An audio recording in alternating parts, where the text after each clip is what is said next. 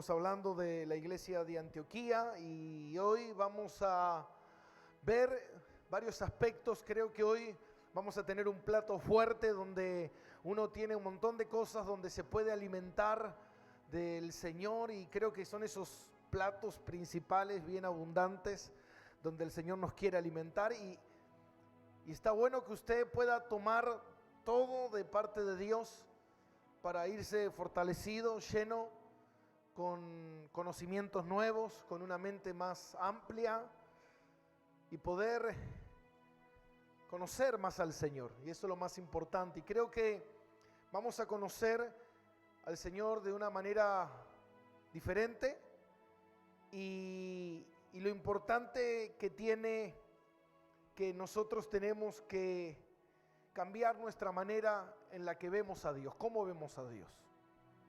Porque hay un gran mover en muchas partes del mundo donde muchas veces no se entiende el concepto de Dios, no se entiende a Dios, no se lo busca verdaderamente, no se lo conoce genuinamente por medio de su palabra.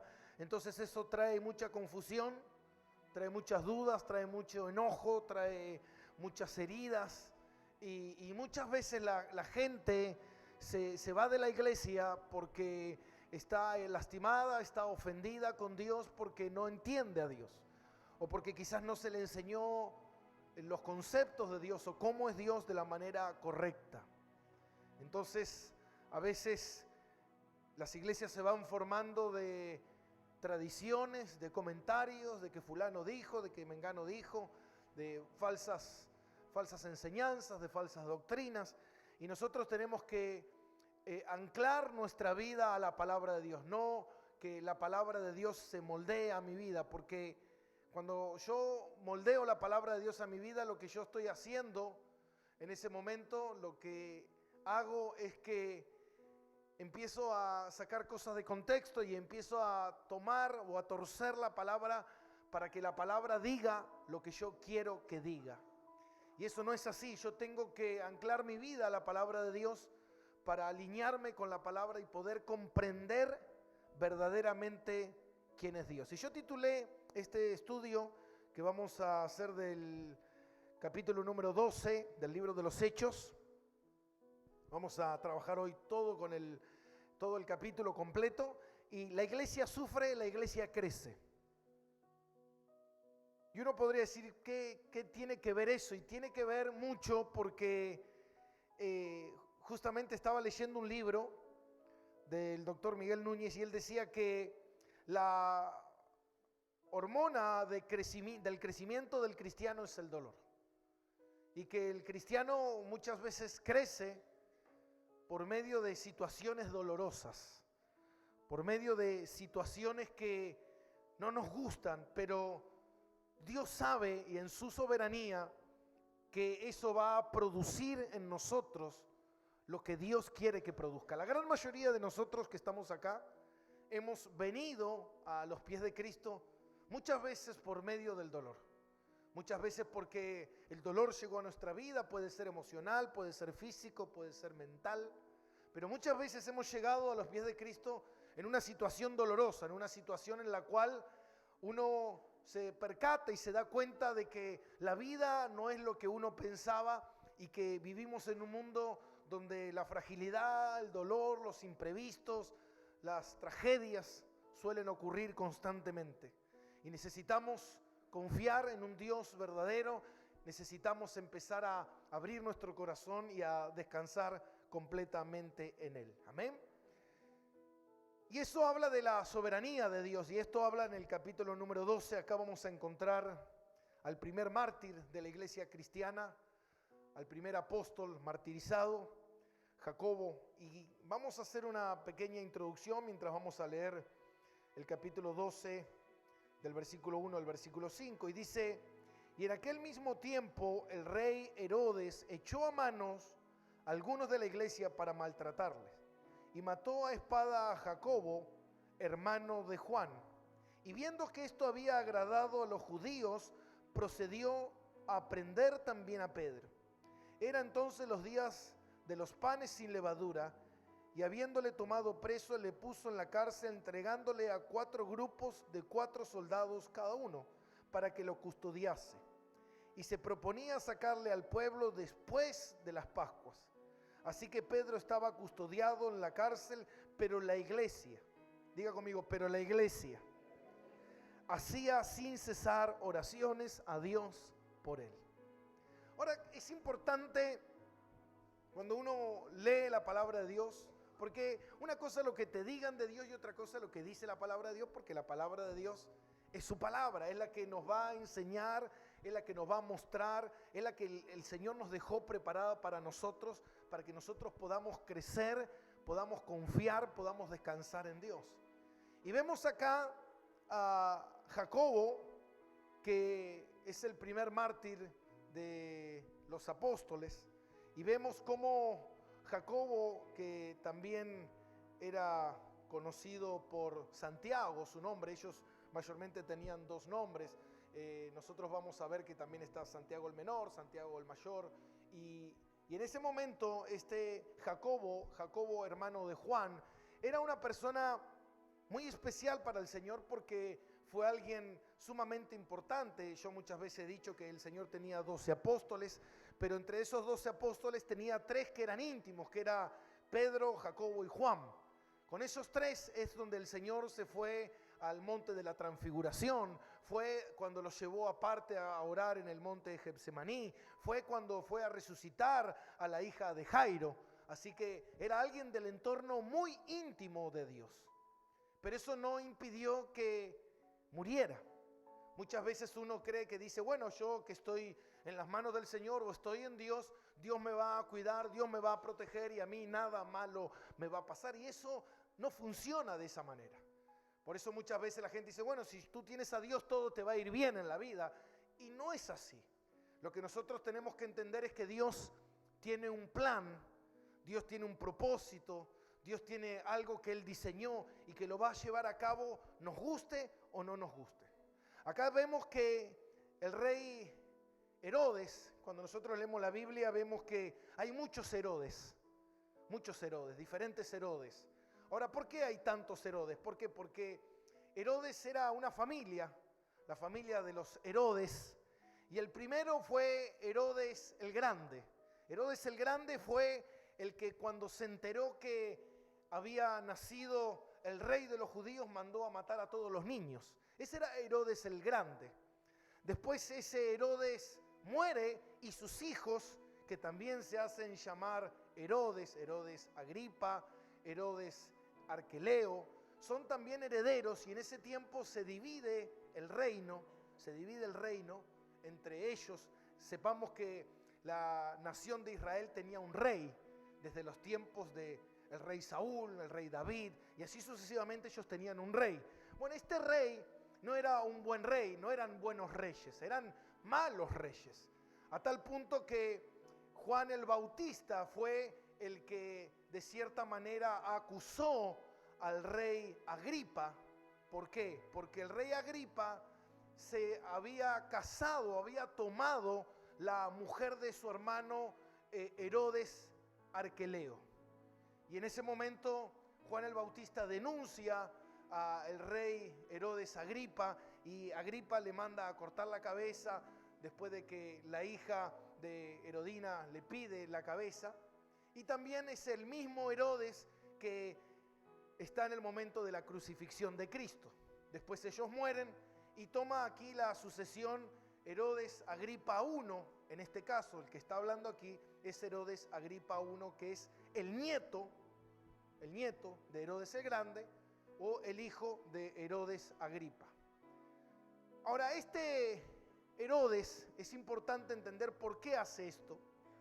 Porque él nunca había crecido en Judea, en Israel. Él nunca había crecido ahí. Él se había criado en Roma. En ese tiempo, cuando el pueblo de Israel había sido invadido por el Imperio Romano, los reyes eran llevados a Roma y tenían relaciones y muchas veces con los emperadores y muchas veces los enviaban a tomar territorio y diferentes situaciones. ¿Para qué? Para que no se levantara una revuelta en el pueblo. Entonces le dejaban al pueblo de Israel tener su rey, pero era un rey manejado por el pueblo de Israel. Y Herodes Agripa I se conoció porque él fue muy amigo de Calígula, un emperador malvado, perverso, uno de los peores emperadores que tuvo Roma, y también era amigo del emperador Claudio. Entonces, cuando uno ve eso, cuando ve que Herodes, este rey, toma su posición, él no tenía nada de judío, no tenía absolutamente nada, porque él estaba muy ligado al imperio romano, pero él estaba ejerciendo el reinado en la ciudad de Israel. Y entonces él, para quedar bien con los judíos, empieza a hacer cosas que a los judíos le iba a agradar. Y una de esas fue ¿cuál? Empezar a perseguir a la iglesia. Ya hemos visto cómo los judíos aborrecían al nazareno, ellos aborrecían a los cristianos. Entonces, cómo vimos la persecución anteriormente cuando mataron a Esteban, y cómo la iglesia de Jerusalén se empieza a mover por diferentes lugares por lo que estaba ocurriendo. Entonces, cuando el rey Agripa I llega, él empieza a perseguir a los cristianos también.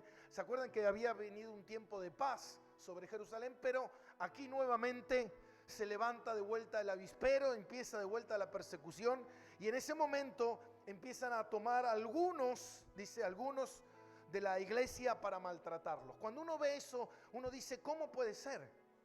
¿Cómo puede ser a un Dios que uno sirve a un Dios bueno, uno sirve a un Dios amoroso, uno sirve a un Dios que le entrega su vida, y de repente somos entregados en prisiones para ser maltratados? Y acá es donde nosotros tenemos que empezar a ver lo que yo le decía el día viernes. Muchas veces esto que tienen las cosas del Señor, estos sabores encontrados donde vemos en un lugar la gente estaba gozosa y en otro lugar la gente era perseguida. Y esto pasa lo mismo. Nosotros aquí estamos viviendo en paz, pero muchos cristianos en otra parte del mundo están viviendo persecuciones. Entonces uno se preguntaría y decir, ¿por qué aquellos sí y estos no?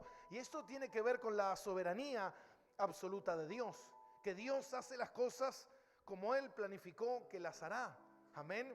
Entonces vemos que en ese momento dice que Jacobo muere a espada. Según Josefo, el historiador judío del primer siglo, dice que muere decapitado. Por eso se conoce mucho la decapitación de Jacobo. Dice que esto que hizo el rey Agripa I le agradó a la gente. Mire la perversidad y la maldad que la gente tiene. Dice que le agradó a la gente. Viendo esto, le agradó a los judíos. Y procedió entonces también ¿a quién? A tomar a Pedro. Y ahí vemos cómo el rey dijo, no. Primero tomó a algunos cristianos, los maltrató. Después tomó a un líder de la iglesia como Jacobo, lo mató. Y dijo, esto le agradó a la gente, entonces vamos a seguir por esta línea. Entonces dijo, vamos a apresar también a Pedro, a otro líder, a otro apóstol. Y acá vemos cómo nos encontramos en una situación extraña, en una situación donde vemos que los dos son apóstoles. Pedro lo negó al Señor 3 veces. Jacobo era hermano de Juan. Juan era el discípulo amado de Jesús. Juan era el que se acostaba en el pecho. Juan fue el único que recibió la promesa de que no iba a ser un mártir. El único. Todos los demás iban a morir como Cristo había muerto, siendo un mártir. Ahora, es muy importante porque muchas veces uno dice, ¿quién es este Jacobo? ¿O qué pasó? ¿O por qué pasan estas cosas? Y si nosotros vamos a Mateo capítulo 20,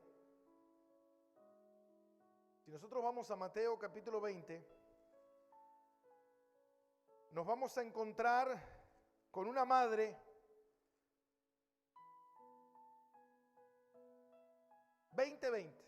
Mateo 20. Entonces se acercó la madre de los hijos de Zebedeo con sus hijos, y postrándose ante él, pidiéndole algo, él le dijo, ¿qué quieres? Y ella le dijo, ordena que en tu reino se sienten estos dos, mis hijos, el uno a la derecha y el otro a la izquierda. Estos dos hijos de esta mujer era Jacobo, el otro Juan. Dos apóstoles, dos discípulos del Señor. Y el Señor, mire lo que le respondió. Entonces, versículo 22, entonces Jesús respondió y dijo: no sabéis lo que pedís. ¿Podéis beber del vaso que yo he de beber y ser bautizado con el bautismo que yo soy bautizado? ¿Y ellos qué dijeron? Podemos. Y él dijo: a la verdad, de mi vaso beberéis y con el bautismo que yo soy bautizado seréis bautizados.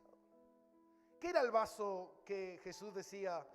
El vaso del martirio, el vaso de morir por la causa de Cristo. Ahora, cuando nosotros volvemos al libro de los Hechos y vemos que en su soberanía el Señor, de alguna manera, Él permitió, activamente o pasivamente, pero Dios está en absoluto control de todo.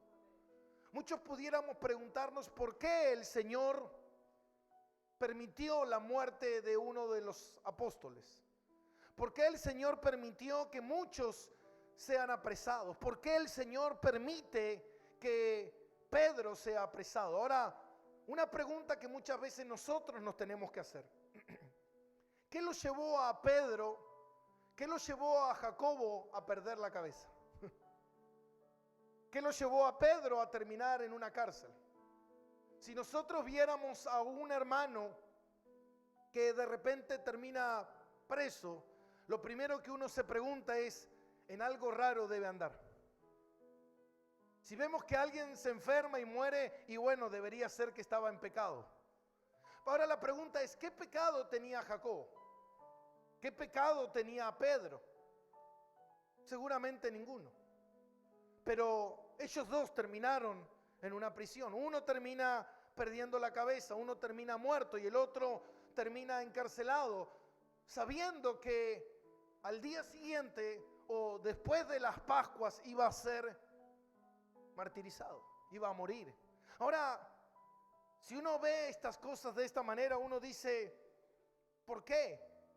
¿Por qué Dios permite muchas veces el dolor en nuestra vida? ¿Por qué Dios permite circunstancias en nuestra vida? Hace un rato una hermana me contaba de un testimonio y yo quedé impactado con el testimonio que me contaba, y me contó que, dice: pastor, dice, yo hace semanas que vengo escuchando los mensajes y cómo Dios en algún momento nos habló y nos dijo que Dios iba, si era necesario, iba a mover ciertas cosas en nuestra vida para tratar con nosotros.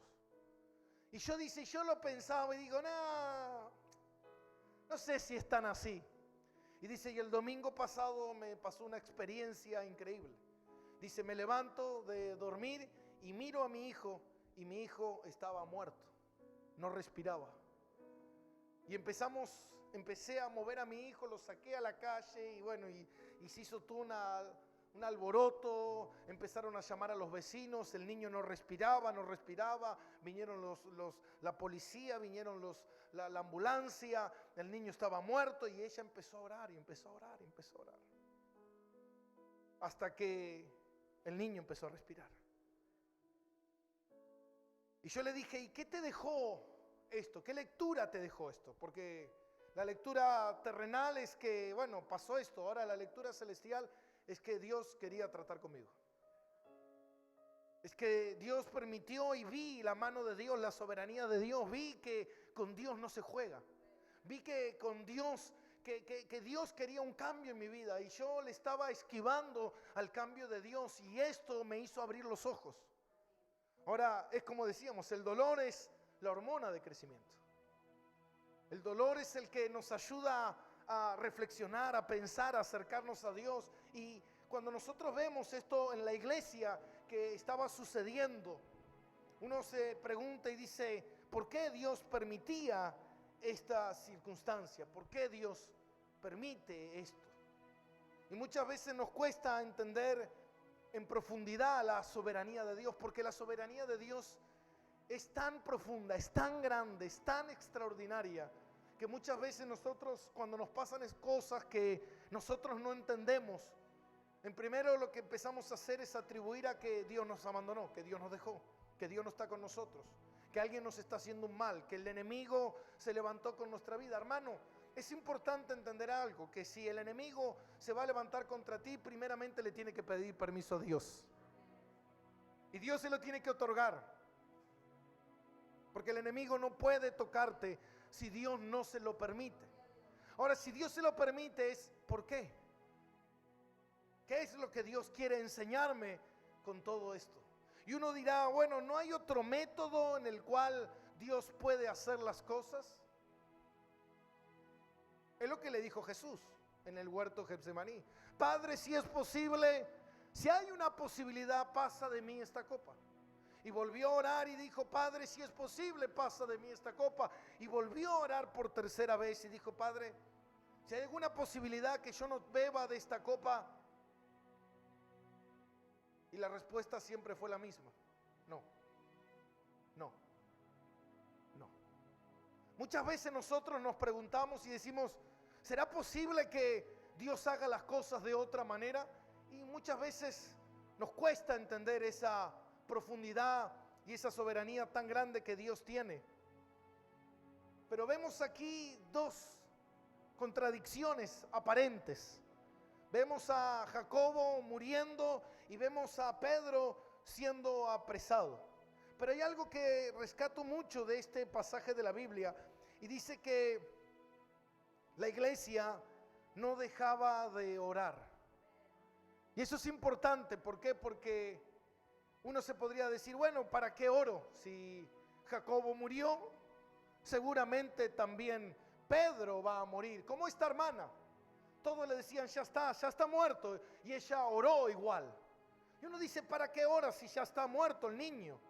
No. ¿Por qué? Porque la oración tiene una conexión muy profunda con la soberanía de Dios. Muy profunda, y a veces uno no entiende el misterio de la oración. ¿Y sabe qué, mi hermano? La oración lo que hace es que me prepara a mí para lo que pueda llegar a venir. Una de las cosas también que hace la oración es que la oración me relaciona directamente con Dios. La oración lo que hace es me da entendimiento en áreas que yo no tenía entendimiento. Y la oración lo que hace es darme lo que Dios ya dispuso de antemano dármelo. Si esta hermana quizás no oraba, tal vez el niño moría.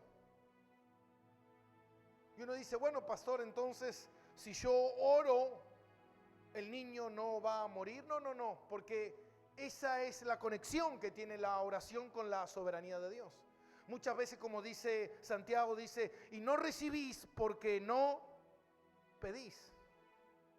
Porque no tenés porque no pedís. ¿Y qué significa eso? Significa de que cuando yo voy a orar, mi oración está tan ligada a la soberanía de Dios que Dios estableció de alguna manera que cuando yo ore por eso, eso ocurra.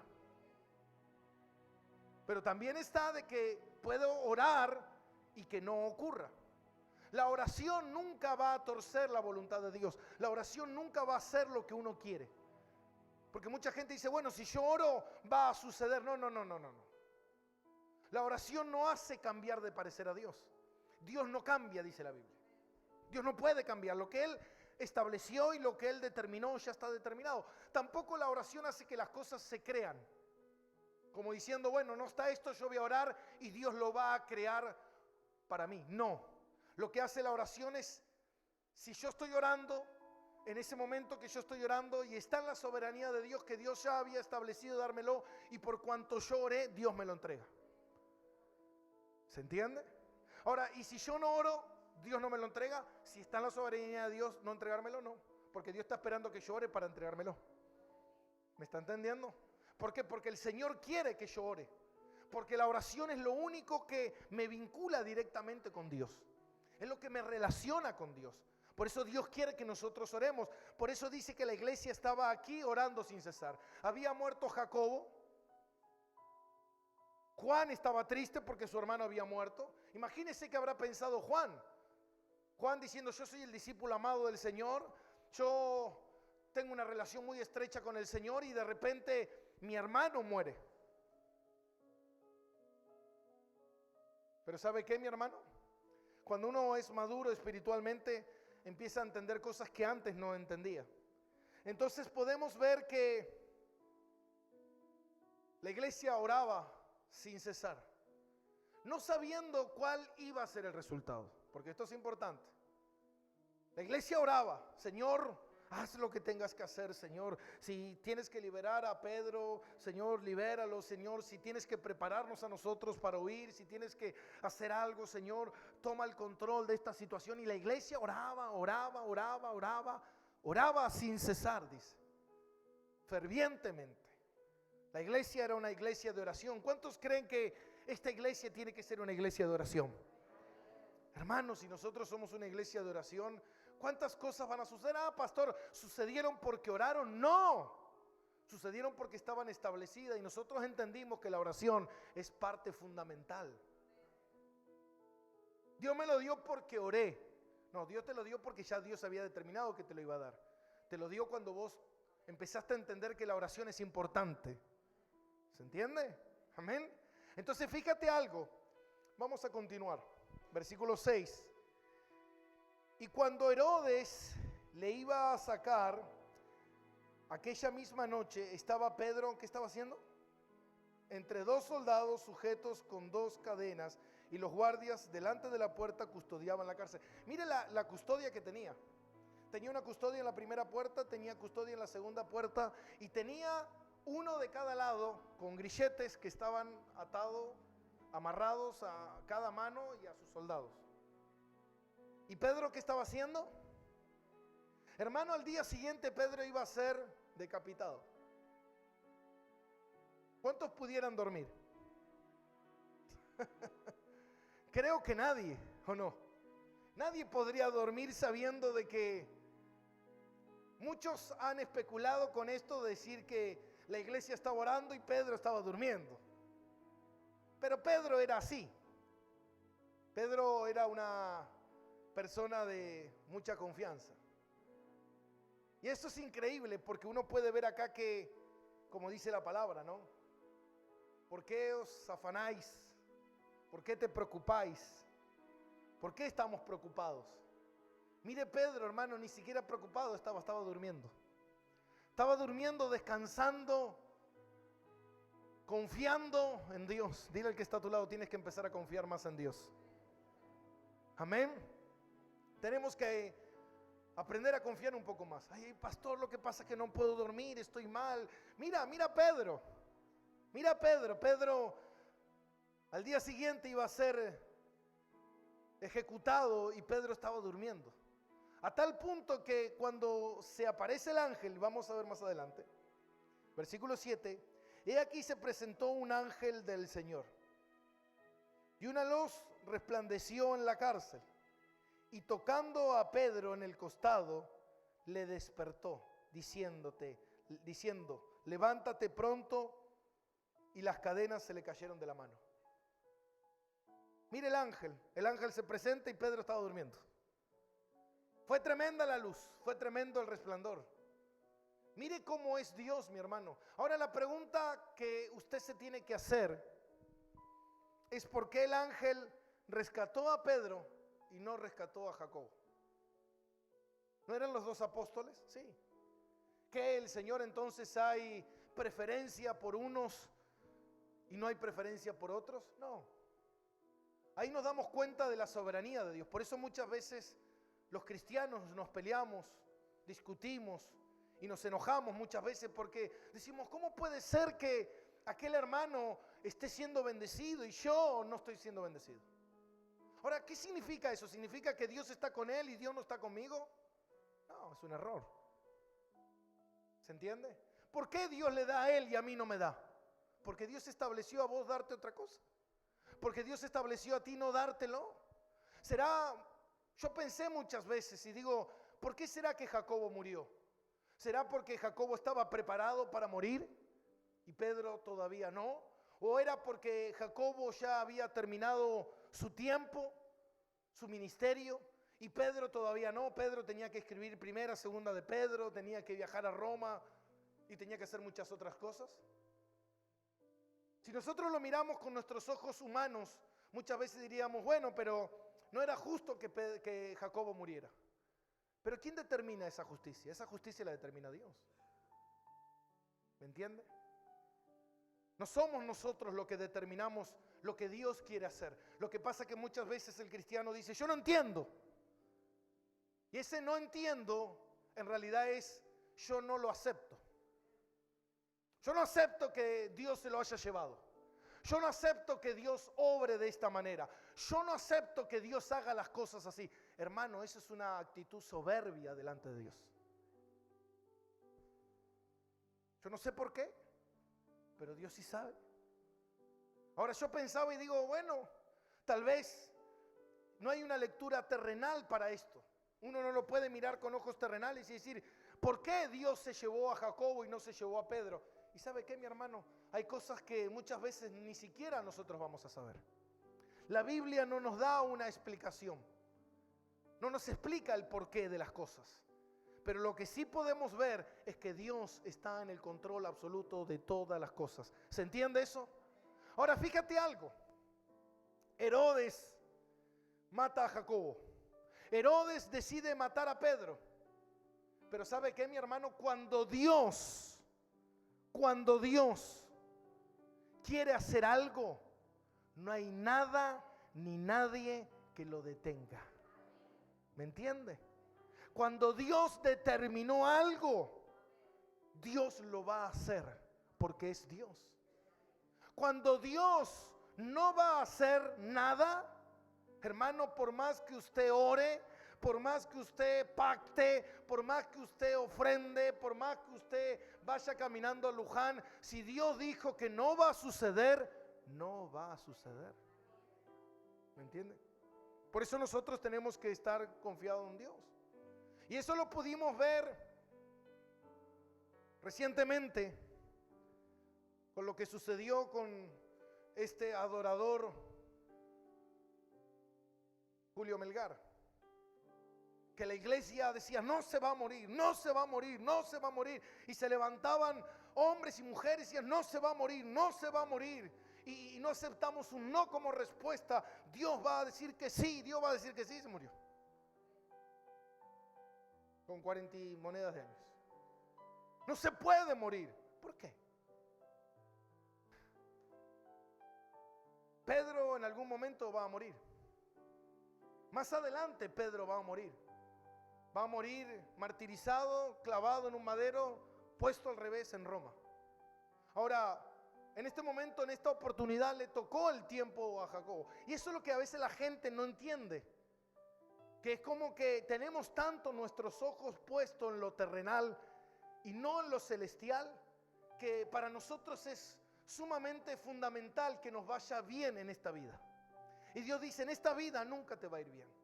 En esta vida siempre va a haber dolor, en esta vida siempre va a haber sufrimiento, en esta vida siempre va a haber tristeza, pero dice el Señor, yo estoy contigo, yo te compré, y cuando tú salgas de esta vida estarás en mi presencia donde no hay dolor, donde no hay sufrimiento y solamente hay paz y hay gloria. ¿Cuántos lo creen? Tremendo.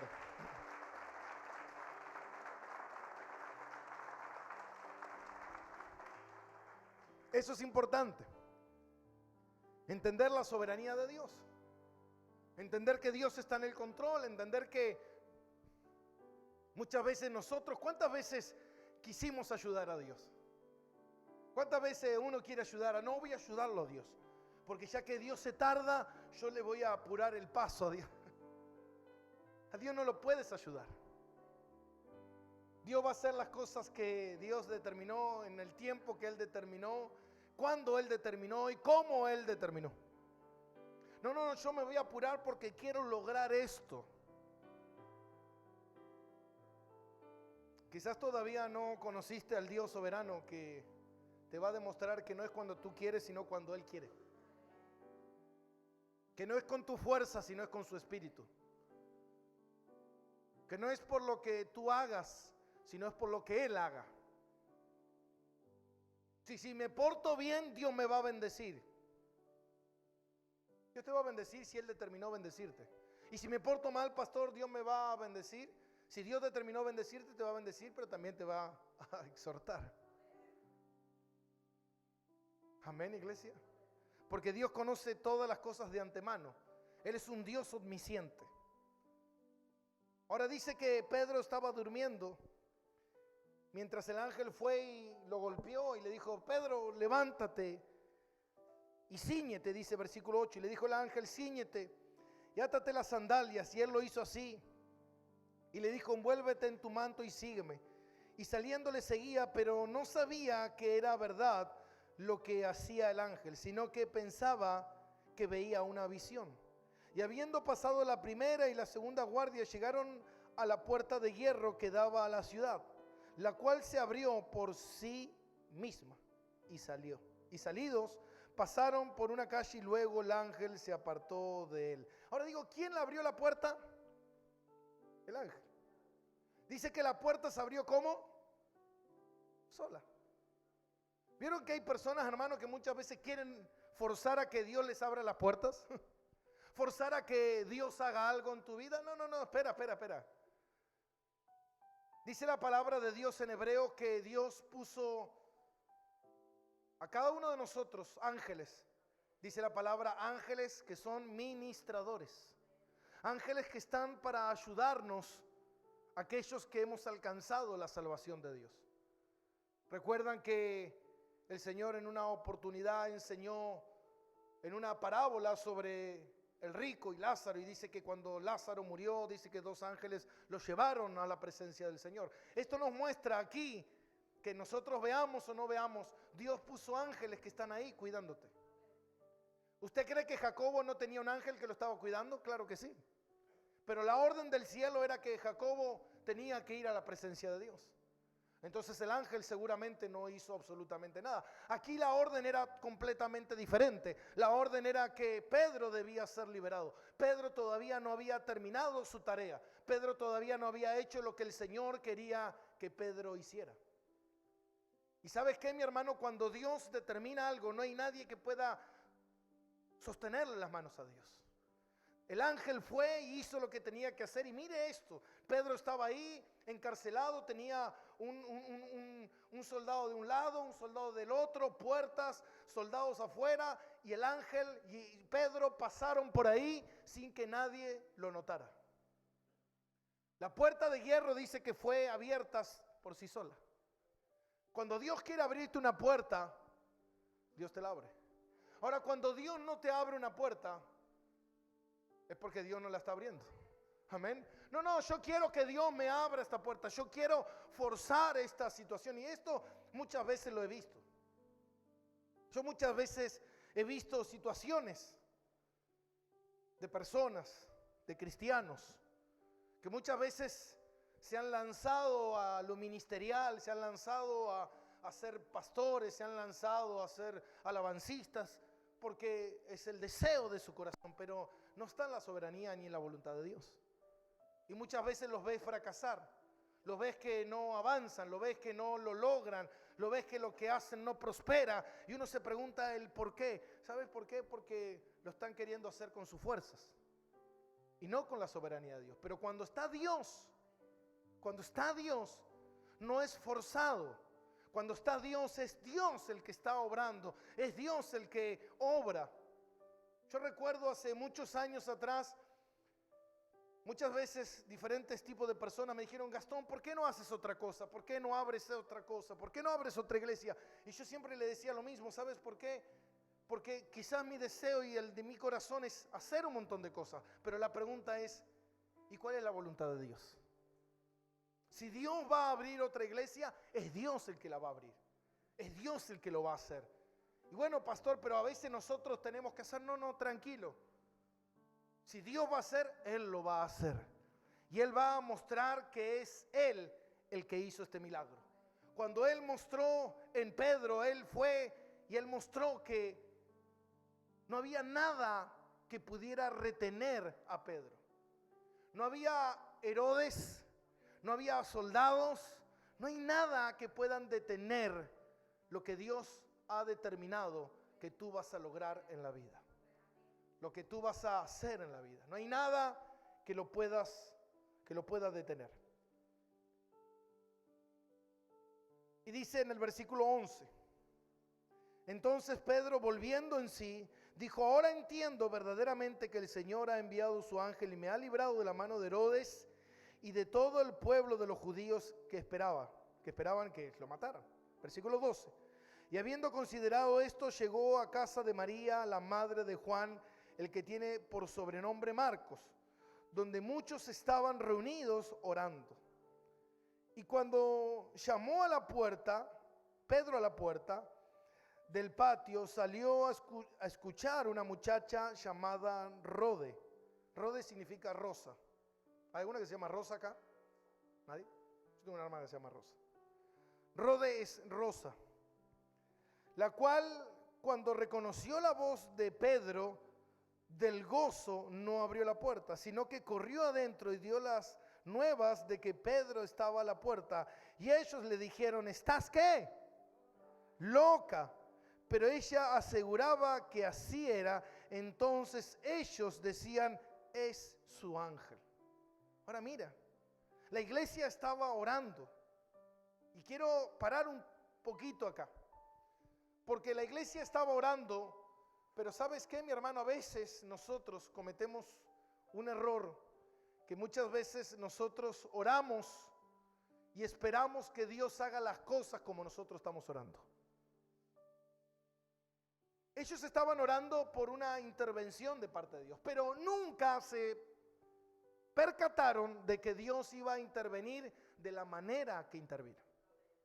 Ellos no creían que Dios fuera a hacerlo. ¿Por qué? Porque nuestra mente, como dice la palabra, nuestros pensamientos no son los de Dios, ni los caminos nuestros son los caminos de Dios. Muchas veces nosotros pensamos que la bendición va a venir de allá y la bendición viene de allá. Muchas veces pensamos que Dios va a hacer de esta manera y Dios lo termina haciendo de esta otra manera. Muchas veces Dios me dijo: no, que Él me va a bendecir, y yo digo: bueno, me va a bendecir porque mi jefe me va a aumentar el sueldo, y Dios te bendice de otra manera. Entonces a veces uno no entiende cómo Dios opera soberanamente, y eso es la soberanía de Dios, el señorío del Señor. Por eso que nosotros tenemos que estar bajo ese señorío y descansar en Dios, como hacía Pedro, que estaba durmiendo. Estaba descansando, confiando en que si era la voluntad de Dios, hermano, si es la voluntad de Dios que yo muera mañana, por más que yo ore, ¿qué va a pasar mañana? Ahora, si es la voluntad de Dios que Dios me va a sacar, por más que yo me preocupe, por más que yo haga lo que haga, Dios me va a liberar. Entonces ahí es donde uno tiene que descansar en la soberanía de Dios y darse cuenta de que Dios tiene el control de todas las cosas. Dios es soberano de todas las cosas. Dice la palabra que el Padre le entregó el señorío a Cristo de todo, de los vivos, de los muertos, de todo lo que existe. Jesús es el Señor. Y si Él permite el mal, es porque Él lo permite. Porque Dios está esperando. Dios sabe el tiempo. Es Dios el que está obrando. Es Dios cómo va a obrar. Lo que tengo que hacer es obedecer a Dios. Es descansar en Dios. Es confiar en Dios. Y vemos cómo la iglesia, cuando Pedro llega y golpea y la muchacha Rode sale a escuchar a ver quién era, y escucha la voz de Pedro, que Pedro le dice: ábranme, ábranme. Y la muchacha, en vez de abrirle, lo dejó plantado afuera. Salió corriendo para adentro y le dice: es Pedro el que está ahí afuera golpeando. Y todos le dicen: cállate, loca. Era gente de fe. Una fe bárbara tenían, ¿no? Salieron todos corriendo y dijeron: uy, Dios respondió nuestra oración, aleluya. No, dijeron: es imposible. Espera, ¿por qué estás orando? ¿Por qué estás orando? ¿No estás orando para que Pedro sea liberado? Bueno, ahí está liberado. No puede ser. Qué incredulidad que tenemos en el corazón, ¿no? Qué duro que somos. Qué duro, amén. No puede ser que Dios me quiera bendecir de esta manera. No puede ser, no. Algo raro hay, algo turbio tiene que haber detrás. Nada, no hay nada. Es Dios, que cuando Él decide hacer algo, lo hace. Entonces dice que le dijeron: es su ángel. Y esta frase, muchos califican de que esta frase es su espíritu. Como diciendo, es el espíritu de Pedro. Murió y su espíritu está dando vuelta. Entonces está ahí llamando, el espíritu de Pedro está ahí llamando. No, ¿qué espíritu? Es Pedro en carne y hueso. Ellos estaban orando, pero ellos creían de cierta manera que a Pedro le había pasado lo mismo que le había pasado a Jacobo.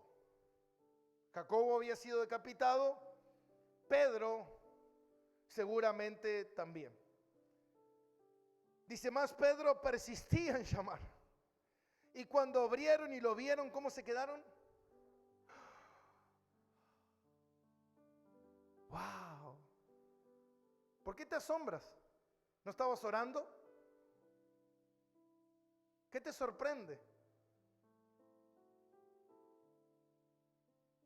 Yo estoy orando porque mi familia se convierte y de repente viene alguno de tu familia y dice, bueno, ¿sabes qué? Quiero ir a la iglesia. Dale, me estás haciendo una broma. Algo raro hay detrás de todo esto. No, nada, quiero ir a la iglesia. Vos querés ir por una chica, dale. No. Quiero encontrarme con Jesús. No, vos me estás mintiendo. ¿No estuviste orando 10 años para que se convierta? Y cuando sucede el milagro no lo creemos. Porque somos tan escépticos. Somos tan duros. Como le dijo el Señor a Tomás, Tomás, qué duro que eres. ¿Cuánto te cuesta creer? ¿Cuánto necesitas ver, tocar para que empieces a creer que hay un Dios extraordinario, un Dios verdadero, un Dios maravilloso, un Dios tan real, tan genuino, que a veces, hermano, hoy la ciencia no puede refutar la Biblia, no la pueden refutar, hermano, porque, ¿sabe? Por muchos años se creyó que la tierra era eterna. Y la Biblia dice que un día Dios creó los cielos y la tierra. Un principio, un comienzo. Hoy se sabe que la tierra tuvo un comienzo. Hoy se sabe que hay un principio. Nosotros sabemos que la tierra tiene, creo que 19 componentes, la tierra. Y mucha gente creyó que nosotros veníamos de otro planeta. Somos marcianos. Pero hoy se ha comprobado que los elementos de la tierra son los que conforman al hombre. Como dice la Biblia, Dios tomó del polvo de la tierra y formó al hombre. Si yo te preguntara qué nació primero, el huevo o la gallina, yo no me tendría que decir, tiene que haber una gallina para que ponga un huevo. Entonces primero tiene que existir una mujer y después un hombre, una mujer que tuvo un hijo. Y la palabra de Dios dice que primero Dios creó al hombre y después la mujer. Y científicamente es algo que no sé para qué. Primero tiene que haber una mujer y después un hombre. Pero ¿sabe qué, mi hermano? Si que nosotros tenemos hoy con el ADN los cromosomas XY y la mujer XX, si la mujer hubiese nacido primero, la hubiese creado Dios primera, no podría la mujer haber transmitido el cromosoma Y, porque el que transmite el cromosoma Y lo transmiten los hombres. Entonces nunca, si hubiese existido primero la mujer, nunca hubiese existido, ¿sabe qué? La procreación. Por eso fue necesario primero el hombre. Y Dios dice que Dios creó el hombre y después tomó de la costilla del hombre y creó la mujer. Mire si Dios no es extraordinario. Mire si Dios no está aquí, mi hermano. Mire si no tenemos tanta evidencia de la existencia de Dios. Pero teniendo tantas evidencias, muchas veces la gente prefiere no creer. Porque ¿sabe qué, mi hermano? Su corazón es duro.